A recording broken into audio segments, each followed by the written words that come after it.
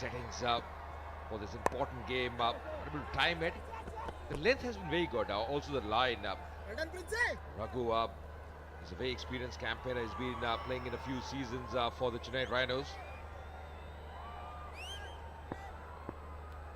Absolutely, hordes and crowds just definitely upping the ante and increasing this festive spirit on this Christmas day.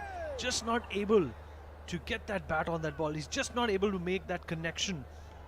Only 4 balls to go in the power play. And Bharat and Ashok definitely need to have some sort of a strategy in mind. They can't be a headless chicken, because all they're going to do then is just hit walls.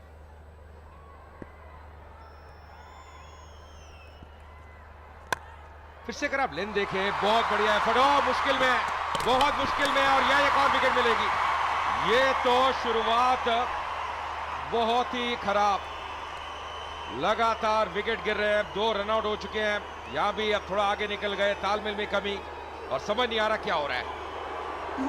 Chennai rhinos दबाव में शुरू से ही 7 run पे 3 wicket. बार बार अब कह रहे थे Telugu warriors के ये बड़ा मुकाबला है, ये जीतना उनके लिए बहुत अहम, और ऐसी शुरुआत, ऐसा आगाज हुआ है उनका, इसकी दरकार थी उनको। आगे निकल गए थे अब, पर बहुत अच्छा एफर्ट, एक हाथ से पिक किया और फिसल गए, और वापस आना बहुत कठिन, लेट हो गए। रघु अच्छा कार्य करते हुए अशोक आउट हुए, केवल 1 रन बना के 7 पे 3 चेन्नई राइनोज।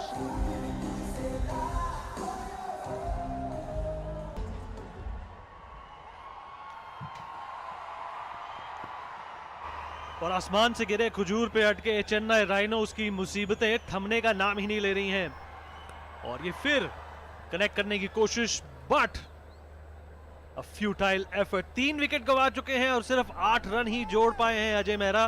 पावर प्ले चल रहे हैं, मुझे लगता है कि अभी तक पावर प्ले का सबसे कम स्कोर होगा ये। जी हाँ, बिल्कुल सही कहा। कल भी हमने देखा था, इतनी खराब शुरुआत किसी टीम की हुई नहीं, और बहुत बढ़िया एफर्ट। रघु ने एक हाथ निकाला, उसके बाद बहुत जल्दी रियलाइज किया कि आगे निकल गए, फिसल भी गए थे, और विकेट कीपर बाकी काम करते हुए। जी, एथलेटिसिज्म का जो नमूना देखने को मिला है इस छठे मुकाबले में, बहुत ही काबिले तारीफ है। और जैसा कि मैंने कहा कि होम एडवांटेज है तेलुगु वॉरियर्स को, डिफेंडिंग चैंपियंस हैं, 2 ऐसे दिग्गज खिलाड़ी हैं इनके पास जिनके मनोबल की मिसाल देते होंगे बाकी खिलाड़ी। और फिर से चेन्नई राइनोज के डगआउट में सरदर्द का माहौल, और कोशिश करी कि एक अच्छा शॉट खेलने की मिड ऑफ की तरफ, पर फील्डर उस तक पहुंच पाएंगे, और बहुत ही अच्छा सेव। तो दूसरा फंबल, क्या खामियाजा होगा इसका? कुछ खास नहीं, सिर्फ 2 रन मिले। यहाँ 30 ओवर चल रहा है, अब डबल फिगर्स में आई है चेन्नई राइनोज की टीम। तो जो शुरुआत है बहुत बढ़िया नहीं, अब ये भी एक अच्छा ओवर अभी तक रघु का। अखिल ने एकदम जब टॉस जीता, विनीत तो एकदम निर्णय लिया कि हम पहले गेंदबाजी करेंगे, क्योंकि उनकी जो बैटिंग है उसमें काफी ताकत है। ये बढ़िया शॉट सीधा फील्डर के हाथ में। 3 ओवर की समाप्ति, 10 पे 3। Is it something that they can overcome? Shantanu and Bharat will try and hold fort, and Qayyum is the man with the ball, and Telugu warriors का खेमा उजाले से भरपूर, उजाला स्माइल्स का, उजाला अच्छी क्रिकेट का। कल भी इनका बहुत बढ़िया स्पेल था कयूम का, जैसे उन्हें गेंदबाजी की थी। अब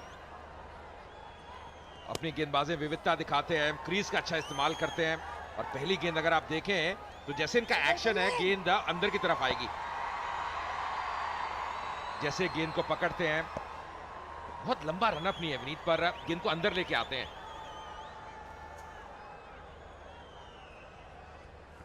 ये देखिए फिर से अंदर आती हुई, और रूम नहीं देते, फिर से तालमेल में कमी, पर इस बार वो रन लेना चाहते, पूरा करेंगे। पर अगर आप बात करें, शुरुआत इतनी अच्छी नहीं चेन्नई राइनोज के लिए, शुरू से ही मुसीबत नजर आई।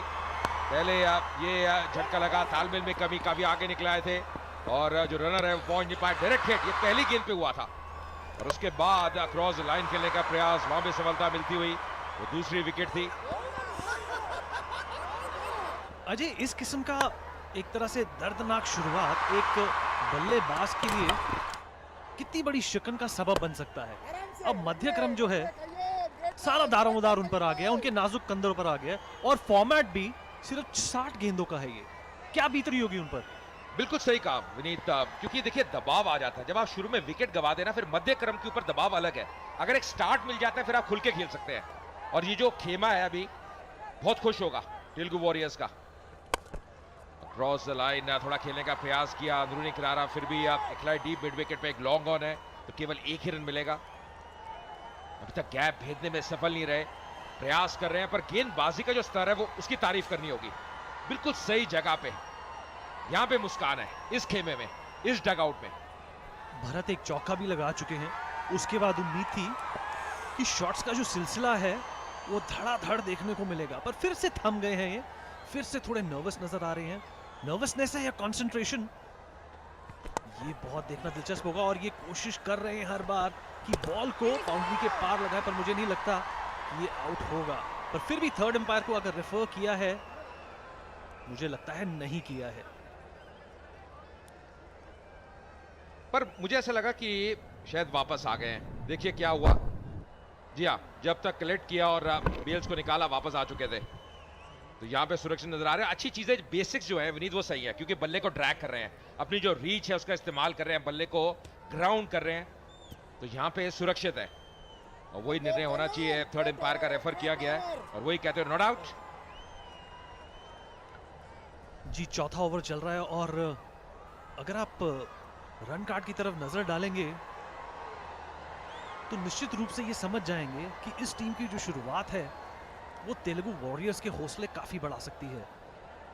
ऐसी स्लो शुरुआत 7वें संस्करण में मैंने अभी तक नहीं देखी है। और ये आखिरी गेंद चौथे ओवर की, फिर से कोशिश करी कांटेक्ट करने की, नाकामयाब रहे। चौथे ओवर की समाप्ति के बाद 12 रन और 3 विकेटें।